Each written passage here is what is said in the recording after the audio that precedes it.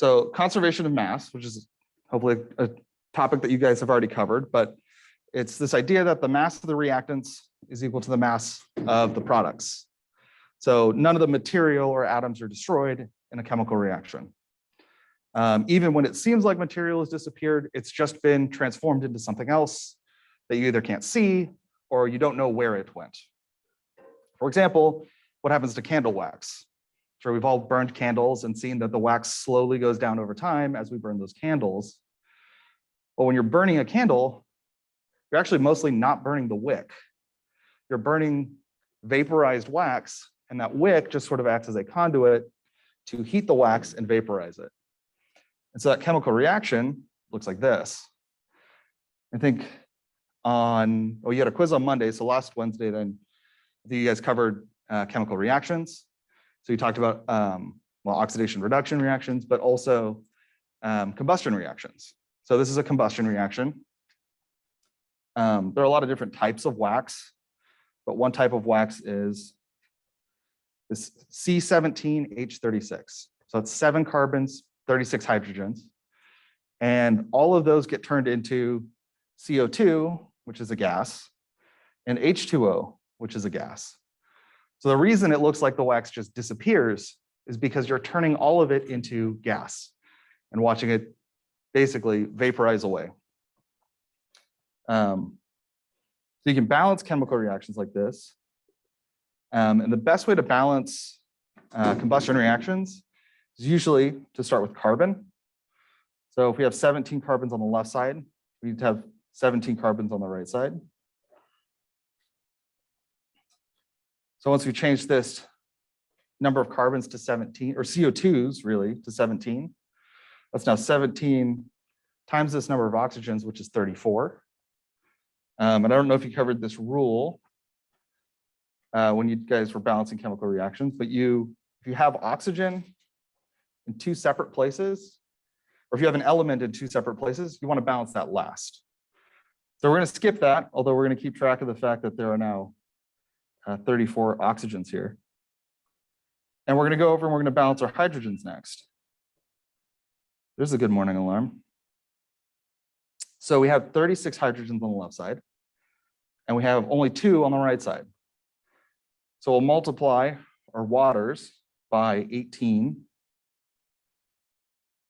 to get 36 hydrogens on the right side, 36 on the left.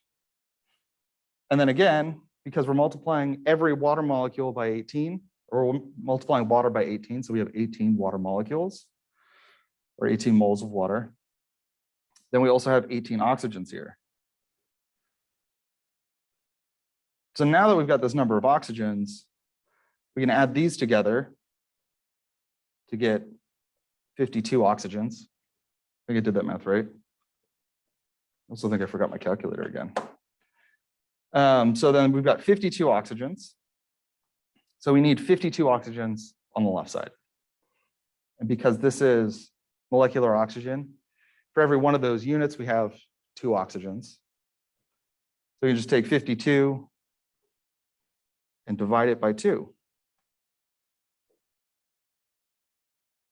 Give us 26. 26 is the coefficient on oxygen.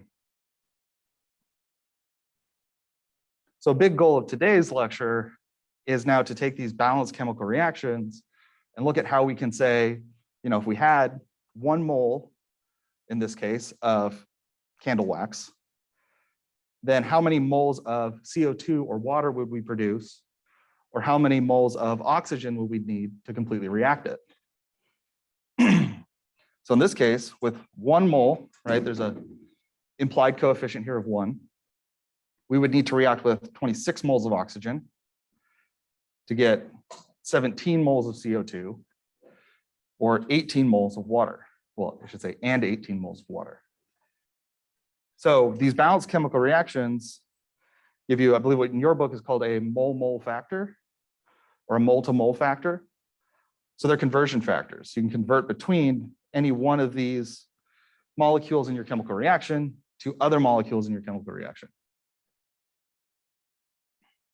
Any questions? Feel free to stop me at any point if I'm talking about something that you guys haven't covered before, and we'll like sidebar, and I can talk through that stuff. And cool. All right.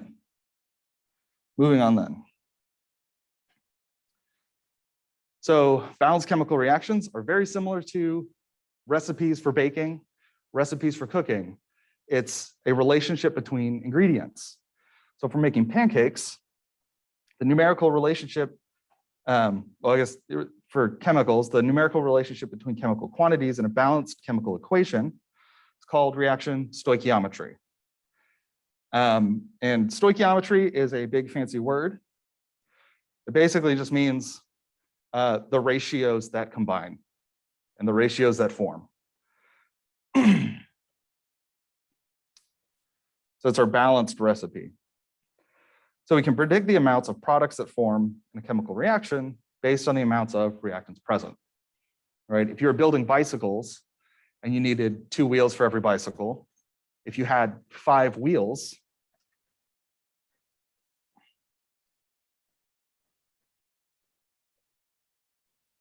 you can only make 2 bicycles.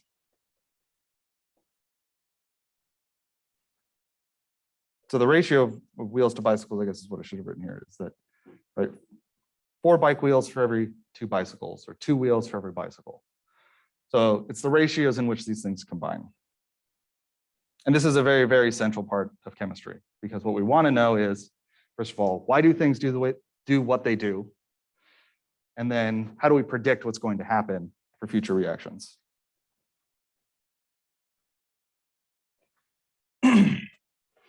So for like stoichiometry, a recipe gives us numerical relationships between ingredients, which are our reactants, and the number of pancakes, or our products.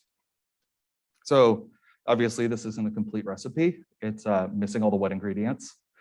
But using this simple recipe, if we have 1 cup of flour, 2 eggs, and a half a teaspoon of baking powder, we can make 5 pancakes.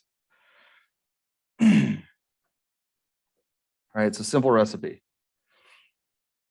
So again, if we have 2 eggs, and if we have enough of everything else, then we can make 5 pancakes. We can write this relationship as a ratio. So for every 2 eggs, make 5 pancakes. If you had 4 eggs, make 10 pancakes. If you had 6 eggs, 15 pancakes. All right, it's just a simple ratio.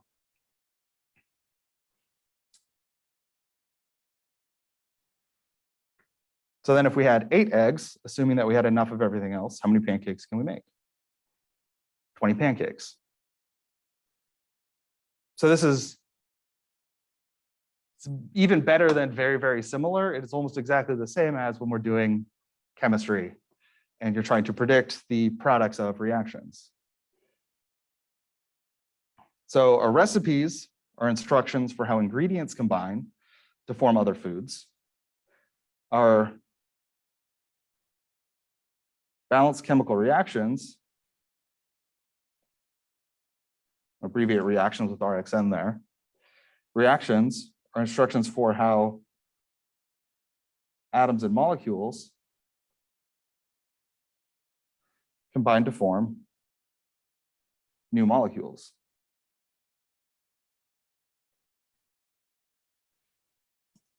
It's a very good one-to-one analogy between these two things.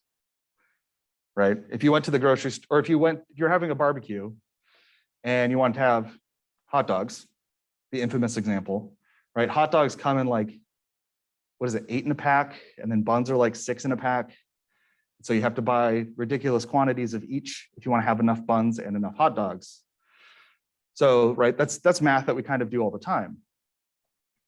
And it is very similar here. So I think a lot of times when you start doing chemistry, you hear that it's a really hard class, and it is a hard class, but there are a lot of concepts within it that are very simple. And so most of the difficulty is the quantity of small things that you have to remember, and not so much the individual concepts themselves. So we're just recombining things here. Okay, so for our balanced chemical equation, we have a recipe for how reactants combine to form products. So the following equation shows how hydrogen and nitrogen combine to form ammonia. So hopefully you tried to write down some of these mole ratios. But our mole ratios, we just grab straight from the reaction equation or chemical equation. So for every 3 moles of H2 that react, we're going to need to react with 1 mole of NH2, or sorry, N2. Also, for every 3 moles of H2, we're going to be forming 2 moles NH3. And then also, for every 1 mole of N2, we're going to form 2 moles of NH3. So the ratios and then the coefficients really on the chemical equation, balanced chemical equation, are numbers of moles, right? Because numbers of moles, there's somebody. Because numbers of moles is just a way that we count individual atoms. Right? So everything that we're doing here is with whole numbers of things, because you can't have half atoms. They're the smallest. Well, we know them now to not be quite so indivisible as they were before. But for the purposes of this, and for general chemistry, these smallest individual particles are the atoms. So we're really just taking on a subatomic or on an atomic scale, taking these atoms apart or molecules apart, and then recombining them on the other side, kind of like Lego. So they're just snapping apart, snapping together, different combinations, and always in these whole number ratios. So if we have 3 moles of N2 and more than enough hydrogen, and that's key, we have to have enough hydrogen, how much NH3 or ammonia can we make? So we can grab our mole ratio straight off the reaction equation or chemical equation like we did before. So 3 moles, sorry, not 3 moles, 1 mole N2 will give us 2 moles of NH3. Yeah, it didn't get cut off.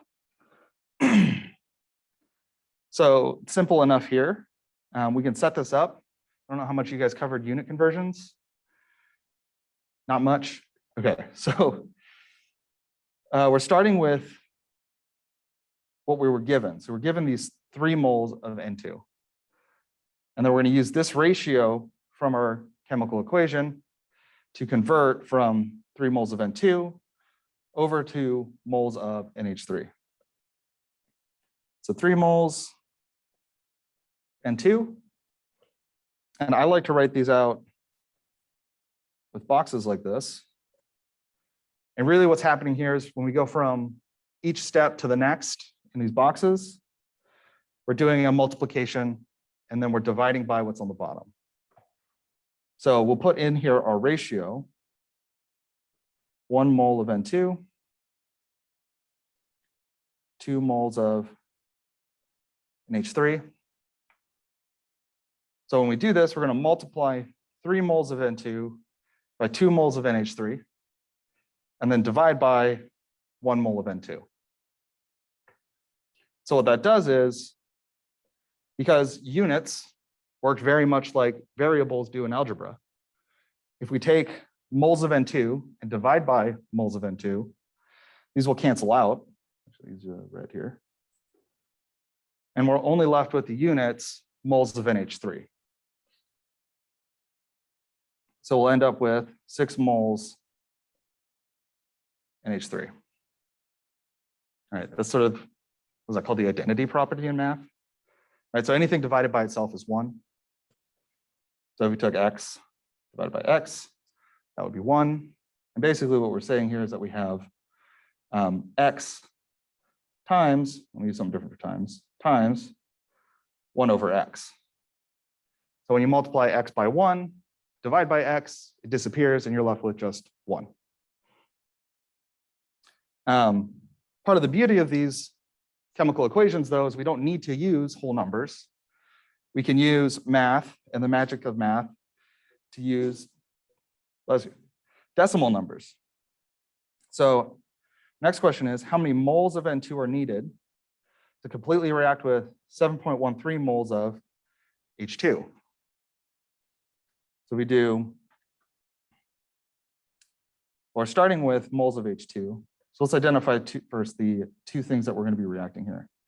All right, so we got N2 and H2. So we want to pull that mole ratio out of our chemical equation. So we'll have 1 mole,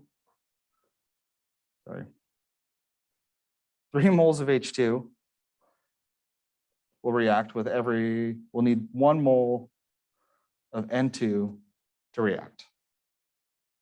All right, so straight off of this chemical reaction here. So now we'll set this up the same way. We want to start with the number that we were given, which is 7.13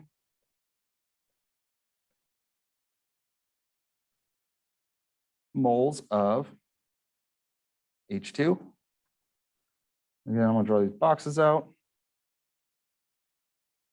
And then we want to convert to moles of N2. And so we're going to use this ratio from our chemical equation as the conversion factor.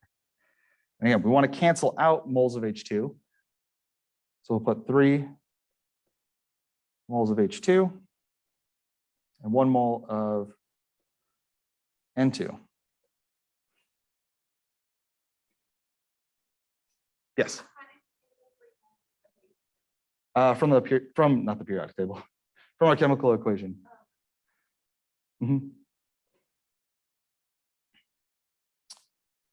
So then we can take this and, actually, wait, I have this calculator that you can see.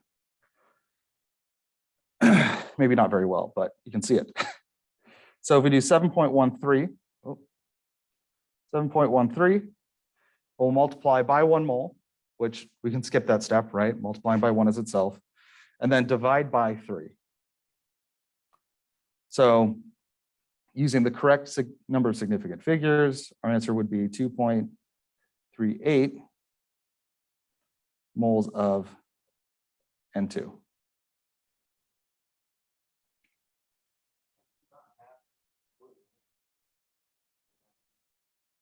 Well, this is 2.38 moles of N2. So that would be 2.38 times 6.022 times 10 to the 23 atoms.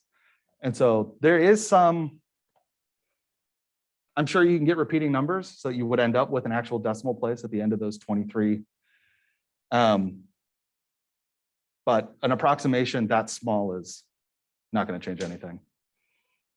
Yeah, good point though. Good question. All right, so then, yeah. It's that, but we've got more examples here to go through. So water forms when hydrogen gas reacts explosively with oxygen gas, according to this balanced equation. It actually doesn't have to react explosively. There are hydrogen fuel cell cars, and hydrogen fuel cell cars take advantage of this reaction because this is a redox reaction, and produces electricity using this reaction. But normally it reacts explosively. So how many moles of water result from the complete reaction of 24.6 moles of oxygen? Again, we need to assume here that there's more than enough H2. Because if we didn't have enough H2, we wouldn't be able to react all of those moles of oxygen. So just like we did the other questions, we want to identify, right, we want moles of H2, we want O2. So that's going to be the conversion factor that we need to get from our chemical equation. So that will be going from O2 to H2. And highlight those here too. Right? So we're going from O2 to H2O. I think I said H2, but I meant H2O. So 1 mole of oxygen will give us 2 moles of water.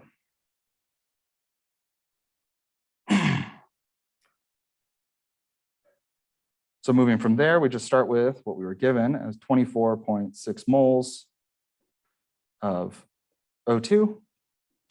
And I'll do this one with just fractions so you can kind of see the difference. or without using the boxes, I should say. So 24.6 moles of O2, and then we're going to use this ratio to convert from moles of O2 to 2 moles H2O. All right, so you can see how this is similar to when I write out those boxes.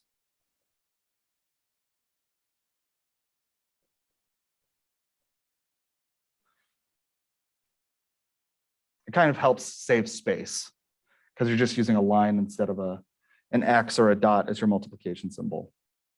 Okay, so then all we have to do is multiply across the top, divide by the bottom. And that holds, because we're going to see very, very shortly, a couple more slides maybe. You can always multiply all the way across the top and divide all the way across the bottom, even if you have multiple conversions to do. So 24.6 times 2 will give us 49.2 moles of H2O. Yeah, I was right, very shortly. So a chemical equation contains conversion factors between moles of reactants and moles of products. The key thing here is that it's just, let me use a new color. That's almost the same color. Moles and moles. Is that fine? Yeah, it's easy to see, right? So it's only between moles and moles. We cannot use our chemical equations to go directly from grams to grams. That's because different atoms have different masses. So 1 mole of hydrogen only weighs 1 gram, but 1 mole of oxygen weighs 16 grams. So they have different densities. So we can't convert them 1 to 1. But again, thanks to the periodic table, we can go from a mass to moles and then use, like we were doing, our stoichiometry to go from moles of A, could be a reactant, could be a product, to moles of B, and then finally to a mass of B.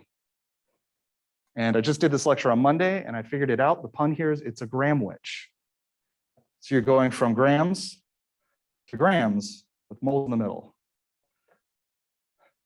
So every time you've got to go from a mass to a mass, this is where it's important to look at the units that you're given in your question. You're always going to go to moles first and then back to grams. So we've got some examples. Oh, I should say too, the reason that we use grams for everything is because we don't have scales that can measure out numbers of moles. That would be a very fancy scale. I'm not even sure how you would do it.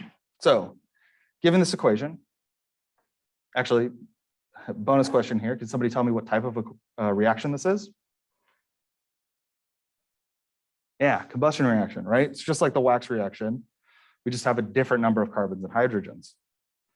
So what mass of carbon dioxide is emitted? This is octane actually, but what mass of carbon dioxide is emitted by an automobile when 5.0 times 10 to the 2 grams of pure octane is burned? And it might be helpful. Have you guys talked about solution diagrams? Okay. I kind of like solution diagrams because they help you lay out what you're going to do before you actually start doing any math. So for example, here, we're going to start with grams of octane. And then this is the Gramm-wich. We need to convert from grams of octane to moles of octane.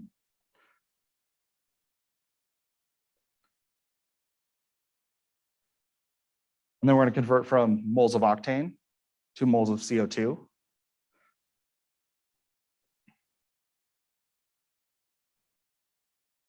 And then once we have moles of CO2, we can convert to grams of CO2.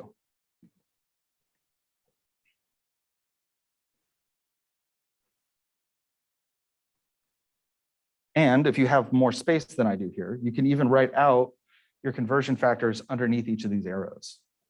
Actually, maybe I'll try and do that here. I'm just going to move it down like that. So we're first starting out with our grams of octane. So 5.0 times 10 to the 2 grams octane. And then we need to convert this. This is one of those long conversion factors I was telling you about. Oh, wrong one. Scoot it over just a little bit. So how do we convert from grams of a molecule to moles of a molecule?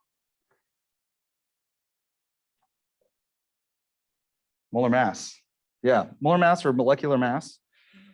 So here we are going from octane, right? So C18, H18, C8, H18. We have number of carbons, number of hydrogens. All right, so this is 8, this is 18. This we're going to multiply by, I'm going to use the shorter 12.01 and 1.01. You can get more decimals, but this is already more decimal places than we were given in our the question stem here. So didn't leave myself enough space. So we can do 8 times 12.01 plus 18 times 1.01 to give us our molecular mass of 114.26 grams per mole octane.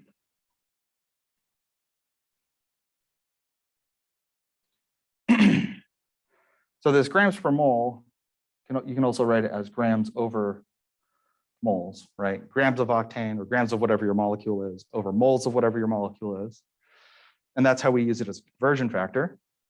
So we're going to write over here, because we have grams up here, we're going to want to divide by grams. So we'll do 114.26 grams octane. And we know, because that's the molecular mass, that that mass is equal to 1 mole of octane.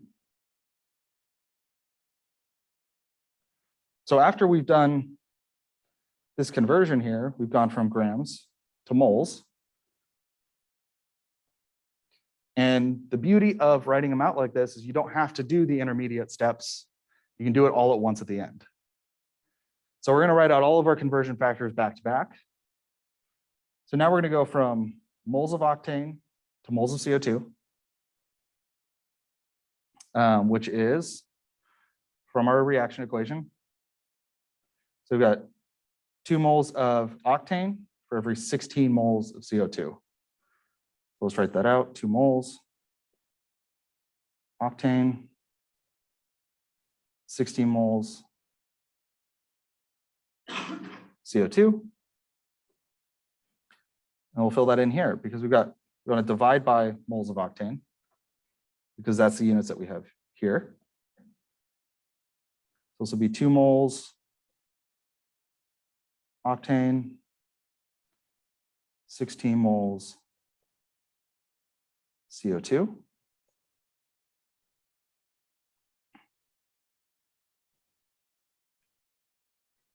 And then for our final trick, we'll then convert back to grams, but this time grams of CO2. So we have 1 carbon in our CO2. I'm just calculating the molecular mass here and changing the page at the same time. And 2 oxygen atoms. So this is 12.01. This is 16.00. And then pull the calculator out. 12.01 plus 2 times 16. Give us our 44.01 grams per mole, ran out of space. CO2.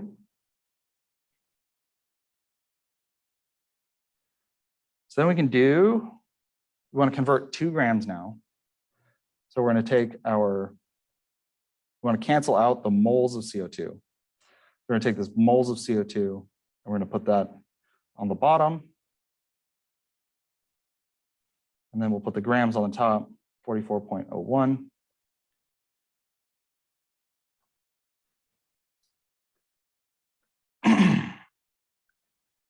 So then we'll do 5e to the 2, right? So it's 500. That's what it was, right? Yeah, 500. Oops. Times, and this is what I mean by multiply across the top. Let me hide that for a second. So we're going to multiply 5, and we're going to skip all the ones because they don't change anything. So we're going to go 5 times 16 times 44, and then divide by 114, divide by 2. And that will give us our answer. So 5 times 10 to the 2, 500, same thing there. We're going to multiply by 16, multiply by 44.01, and then we're going to divide by 114.26, divide by 2. So we get the raw number here will be 1540. I'll stop at 0.7. We guys talked about significant figures? Yeah, okay. So we started with 2 sig figs. We only did multiplication and division. So we're going to end up with 2 sig figs. So we'll get 1.5 times 10 to the 3 grams of CO2.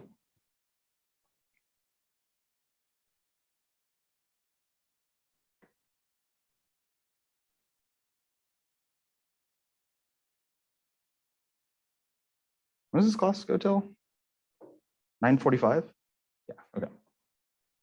Oh, I got so much time. Okay, so same reaction equation, but now instead of going from a reactant to a product, we're going to go the other way around.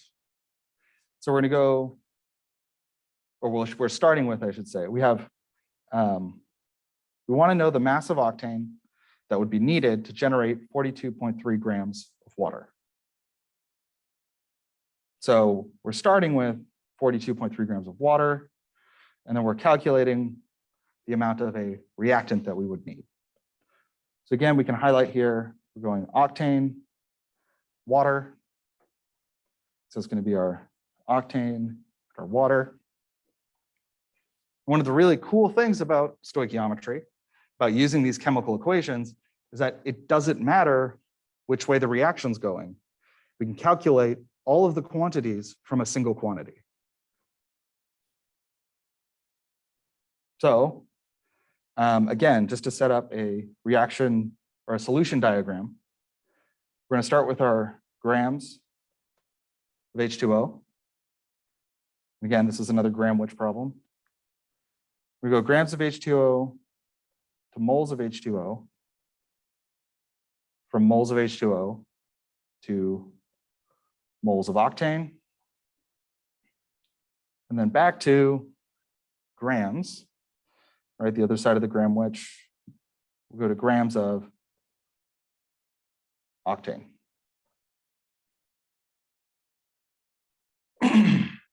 Right, so the only thing that's really changed in our solution diagram from our previous problem is the molecules that we're working with.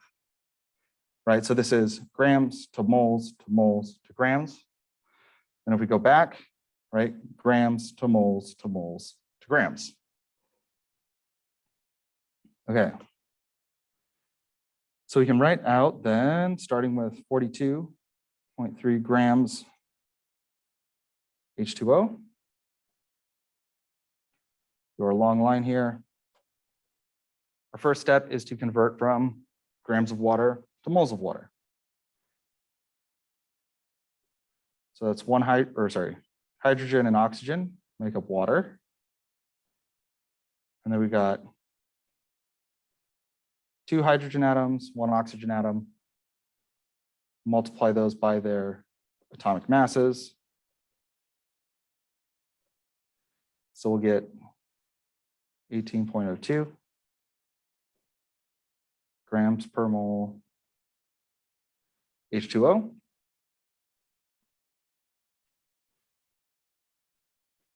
So since we're going from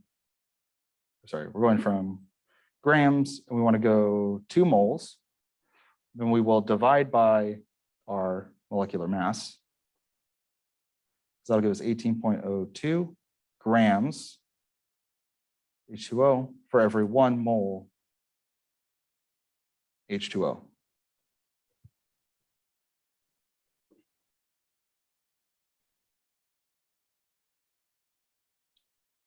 Checking to see if there's any chat messages. Okay, so what's our next step here? Was that? Yeah. Moles of octane, well, moles of octane from moles of H2O. So moles, we have moles of water now. So what's our ratio between, all right, we have moles, H2O, moles, octane. 18:2. So then we'll take this, and we want to go from moles of H2O, we want to go 2 moles of octane. So this is 18 moles H2O. Oops. 2 moles octane.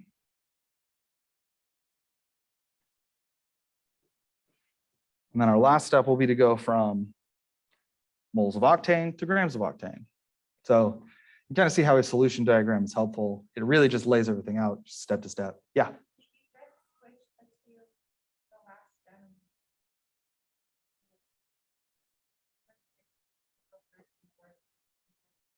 Yeah, you can do those are reversible. So you can go either way depending on what you need. Right, because either way that you write it, it's either, however you want to say it, you say, I'll produce 18 moles of H2O if I react 2 moles of octane. Or you could say, if I react 2 moles of octane, I'll produce 18 moles of H2O.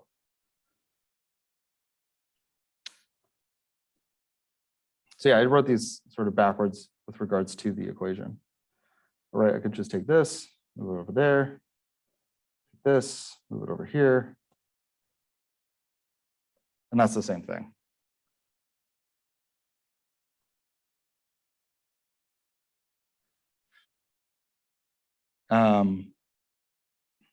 Okay, so now we need to go from moles of octane to grams of octane. And fortunately, we already calculated the molecular mass, which is 114.26. Right. 6 grams per mole octane. So we're going to convert then 2 grams, and then we'll put 1 mole octane, octane.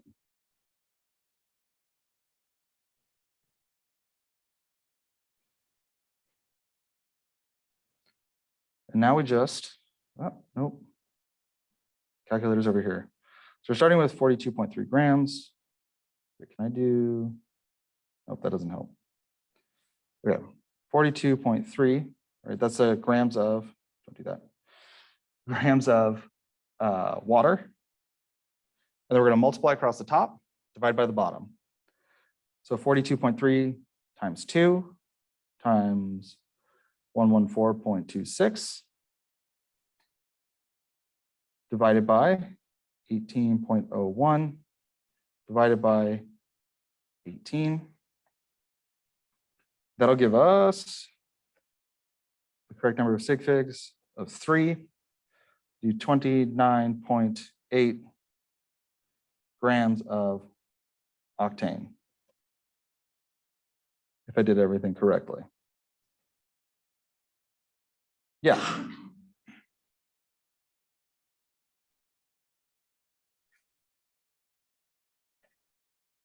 Doesn't feel right though. We went from grams, right, to moles. So for moles, we canceled moles to get octane. That's 218. And then multiplied by 14 grams of octane.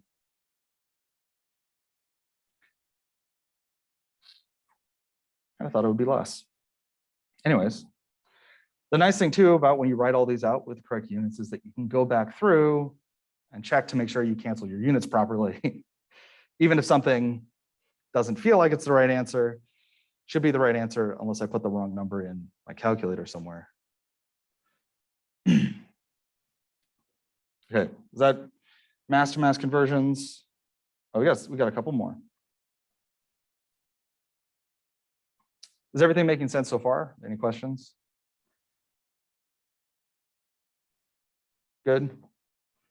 My one Zoom participant, thumbs up. Thank you. Okay, so magnesium hydroxide is the active ingredient in milk of magnesia, and it neutralizes stomach acid, primarily HCl, according to this reaction. So how much HCl in grams can be neutralized by 5.50 grams of magnesium hydroxide? So again, we can just start with a solution diagram, which for these, very much the same for every problem. Because we are given grams of magnesium hydroxide, that's where we're going to start. So grams of magnesium hydroxide, convert that into moles of magnesium hydroxide. And then we'll go from moles of magnesium hydroxide to, excuse me, moles HCl, hydrochloric acid. And then from moles of HCl to grams of HCl.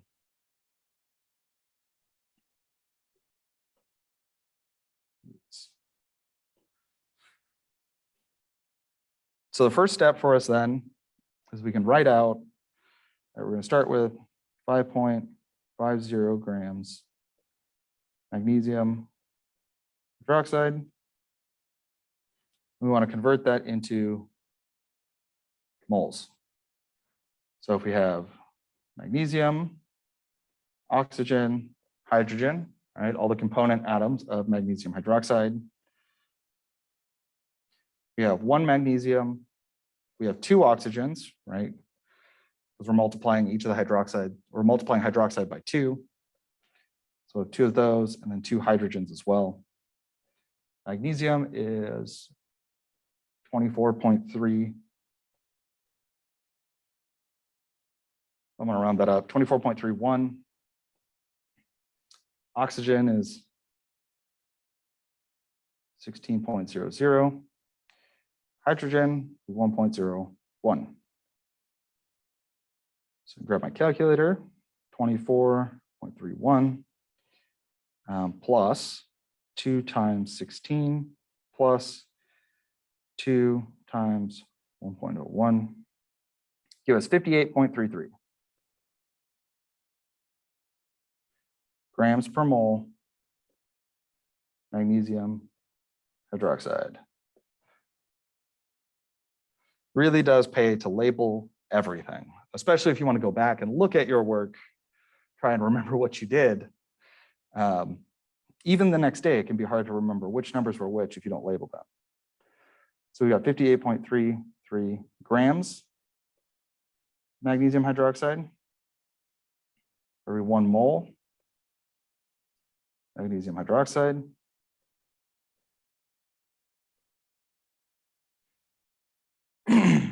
Now we want to go from moles to moles. So our mole ratio here is going to be 1 magnesium hydroxide for every 2 HCl that we're neutralizing. So 1 mole of this and 2 moles of hydrochloric acid. So we're going to do, because we want to go from magnesium hydroxide to hydrochloric acid, we want to cancel this moles of magnesium hydroxide.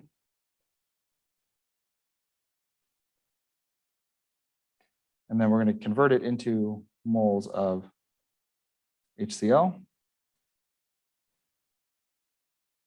In my mind, those conversion factors, I'm always removing first the unit that I don't want and then replacing it with the new unit that I do want. So you divide to remove, you multiply to add, or to change the unit. Does that make sense? You gotta look. Okay. However it works in your mind though, as long as you're getting the right answers, whatever works for you. So then we need to convert from moles of HCl to grams hydrochloric acid. So HCl is hydrogen, chlorine. Chlorine is 35. I'm going to use 35. So 1 times 35.45. And then hydrogen again, 0.01. You can see how it'd be pretty easy to memorize that. It comes up a lot. 36.46. Now, grams per mole HCl. All right, so the unit that we want to remove is moles of HCl. So 1 mole HCl. We want to replace that with grams. 36.46 grams HCl.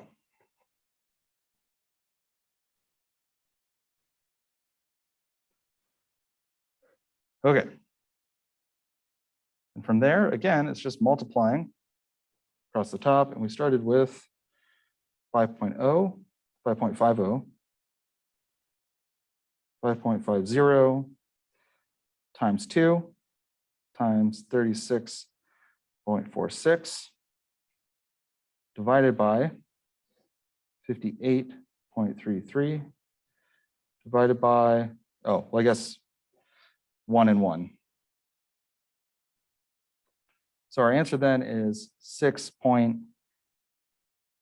have 3 sig figs, 6.88 grams per mole HCl.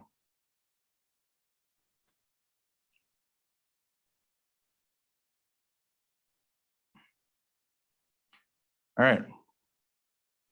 Still feeling good about this? So now we've done, actually, let's go back and recap a little bit here, because in this question, right, we went from octane to CO2. So we went from a product, or sorry, a reactant to a product. In our second example, we went from a product back to a reactant. This question, we went from one of our reactants to another one of our reactants. You can take a guess at what the last question is going to do. But it could be wrong. I was wrong. Because these are 3 things combining. So this is a type of synthesis reaction. But you can also go from, so like if I asked you, if you produced, 10 grams of water, how much magnesium chloride did you also produce? And you could answer that by using this same setup, right? Going from grams of water to moles of magnesium chloride to grams of magnesium chloride. So for anything in a chemical equation, you go to any of the other ones as long as it's balanced. All right, so one component of acid rain, is sulfuric acid, which forms when sulfur dioxide, a pollutant, reacts with oxygen and rainwater according to the following reaction. Acid rain, fun stuff. Assuming that there is more than enough oxygen and water, how much sulfuric acid in kilograms forms from 2.6 times 10 to the 3 kilograms sulfur dioxide? So there's sort of a key difference in this question, right? We have now, instead of grams, we're given kilograms, and we're asked for kilograms. Now I'm going to write everything out and do the conversion from kilograms to grams to moles to grams to kilograms. But you'll see that we don't actually have to. Because if we convert from kilograms to grams at the beginning, we convert from grams to kilograms at the end, those will cancel each other out. But I'm going to do the whole thing, and you are more than welcome to do every step as well, because you will still get the correct answer. You'll just multiply a little bit more. Okay, so we're starting with SO2, sulfur dioxide. We want to know how much H2SO4 we're going to be able to produce with that much SO2. So we have SO2 here, H2SO4 here. All right, so we've identified, or highlighted in our chemical equation, the molecules that we're interested in. And then we're going to do a solution diagram. So we're going to do kilograms of SO2, because that's what we're given. And then we're going to convert to grams SO2. From grams of SO2, we're going to go to moles of SO2.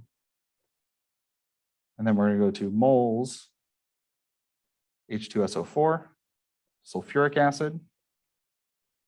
From moles of H2SO4, we want grams. And then back to kilograms.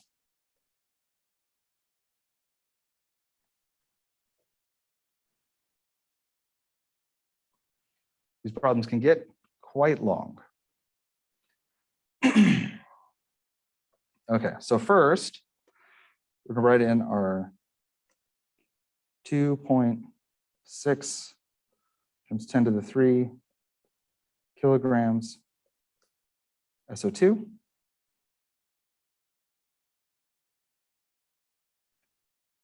Go all the way across there.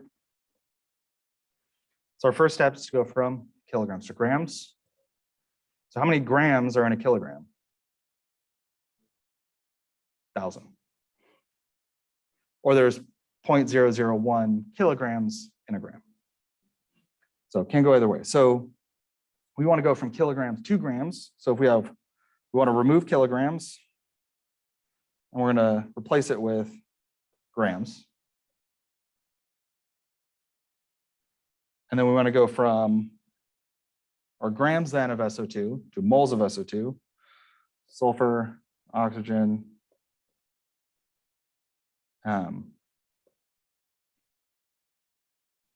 sulfur is 35, no, 32, wait.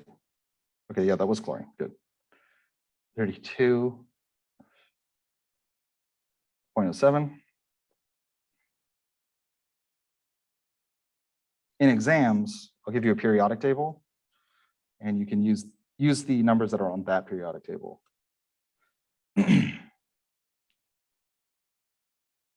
So 32.07 plus 2 times 16, 64.07 grams per mole SO2. So again, we want to remove grams, and we're going to replace grams with moles. So we're going to divide 64.07 grams SO2, 1 mole SO2. And then we want to find our mole to mole ratio, which here is going to be 2 to 2. So 2 moles SO2 will give us 2 moles H2SO4.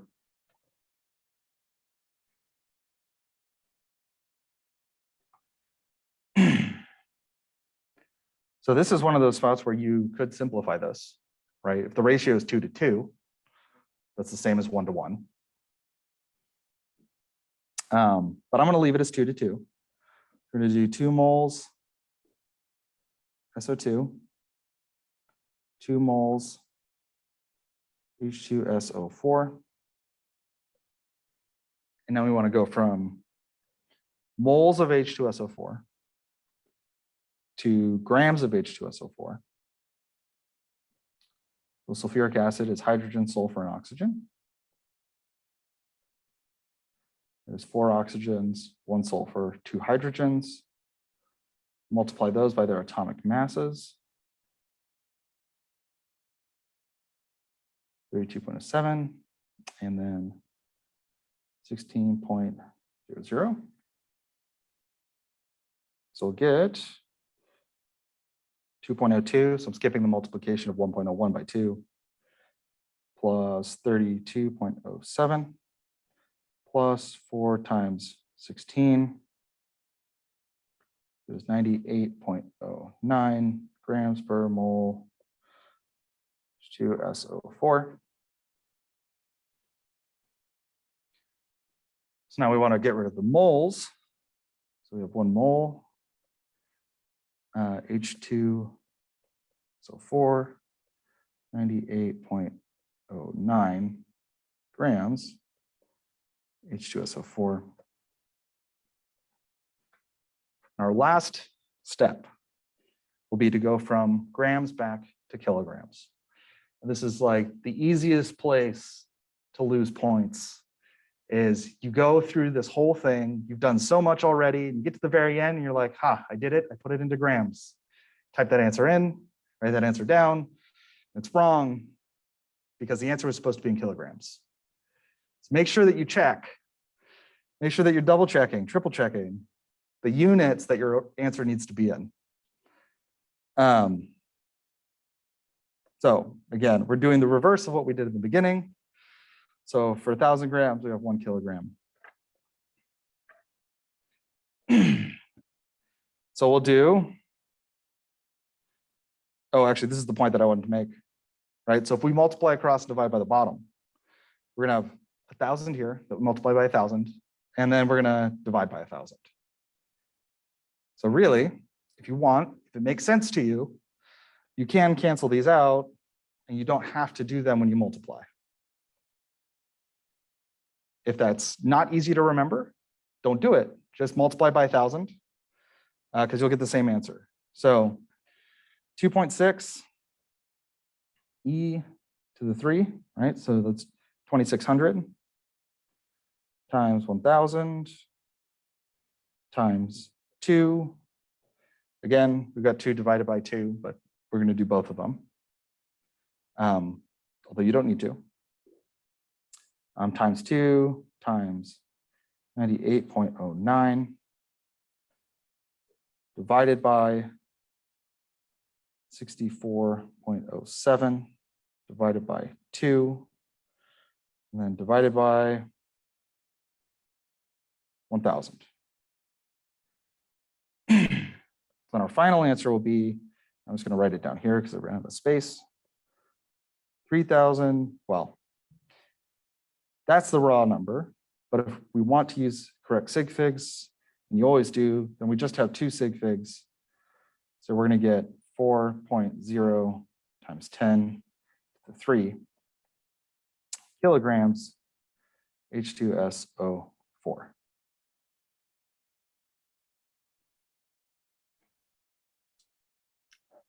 There's a lot of small steps.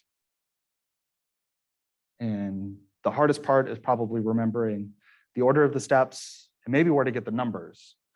But in these problems, you're given one number.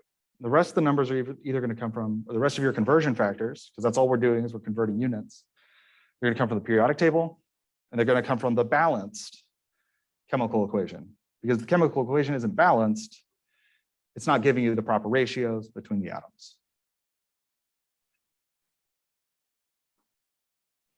Okay, so we've hinted on this a little bit, the idea of a limiting reactant.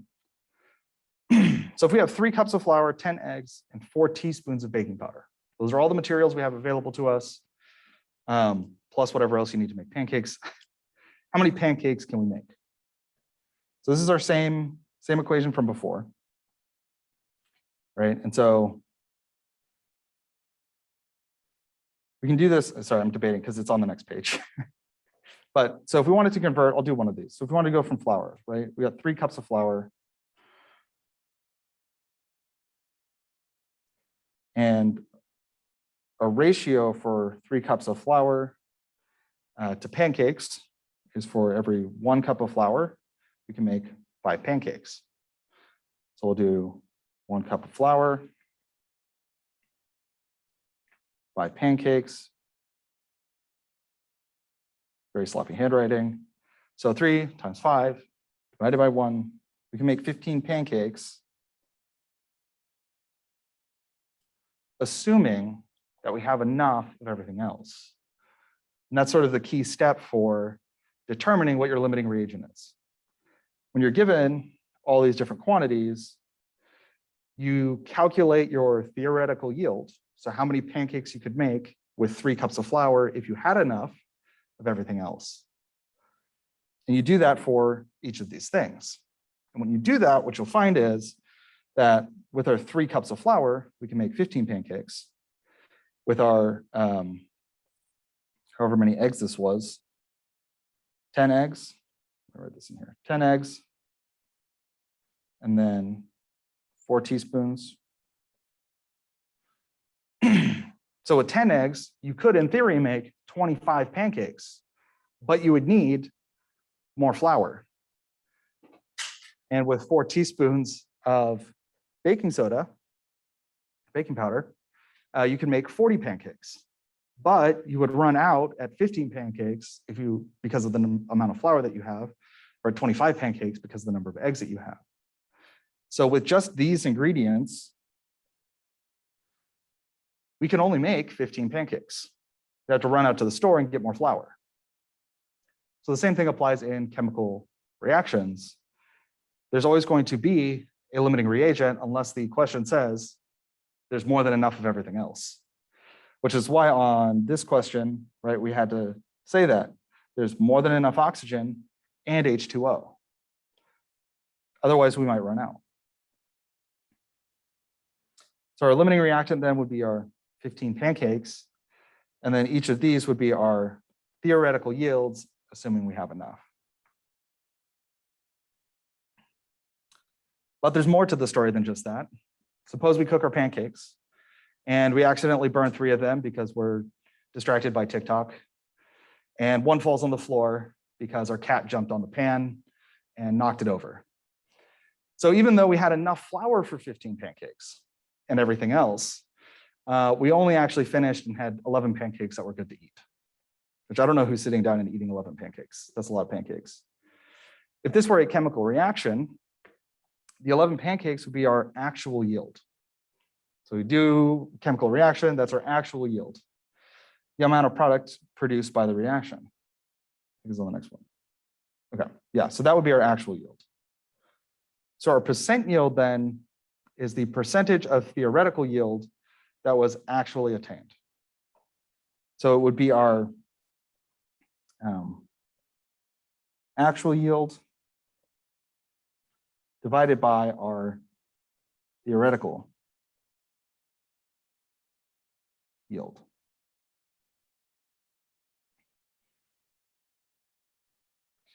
So from this pancake making session, we were only 73% efficient. We only made 73% of the pancakes we could have made. Could have had all 15.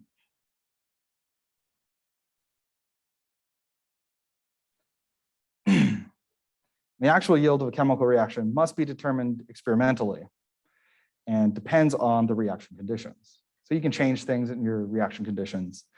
The actual yield is almost always less than 100%. And actually 73% would be pretty good in most chemical reactions. A lot of time and money spent making those reactions more efficient. So sometimes it's that some of the product doesn't form. That's what happens most of the time. And almost always product is lost in the process of recovering it.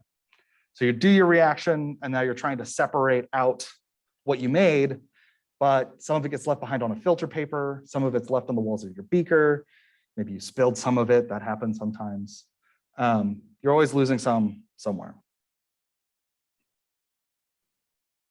So to summarize limiting reagents or limiting reactants, the limiting reactant is the reactant that is completely consumed. Right? So this is what you completely consumed. So it's what you run out of.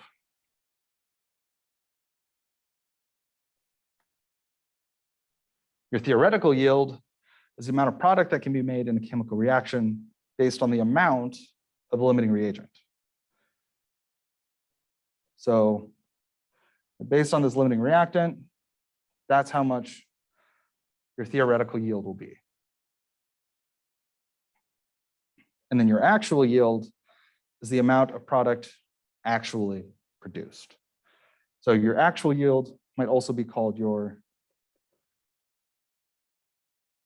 experimental yield.